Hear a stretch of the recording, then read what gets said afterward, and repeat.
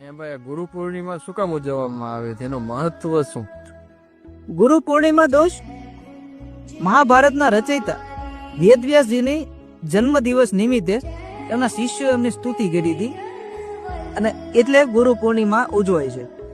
ગુરુ પૂર્ણિમાનો basic concept તને કહું તો એવો છે કે જે તમારા મેન્ટોર હોય, તમારા ગુરુ હોય, જેણે તમને કોઈ જ્ઞાન આપ્યું છે, એના પ્રત્યે તમે ગ્રેટિટ્યુડ શો કરો. મતલબ આજની ભાષામાં કહું તો તમે એને થેન્ક્સ કહો, એટલે ગુરુ પૂર્ણિમા ઉજવાય છે. ગુરુ પૂર્ણિમાનો મતલબ એવો થાય દોસ્ત, ગુ મતલબ અંધકાર, રૂ એટલે અંધકારમાંથી બહાર કાઢનાર. કે જે એવો કોઈ વ્યક્તિ તમારા જીવનમાં હોય કે જેણે તમને તમારા કોઈ એવા સમયમાં, મતલબ તમારો જે અંધકારનો સમય હોય એમાંથી તમારો હાથ પકડીને તમને સારું જ્ઞાન આપીને, સાચું જ્ઞાન આપીને તમને બહાર કાઢ્યા હોય, એને પણ તમે ગુરુ માની શકો અને એની પણ તમે ગુરુ પૂર્ણિમાના દિવસે એમની તરફ ગ્રેટિટ્યુડ શો કરી શકો.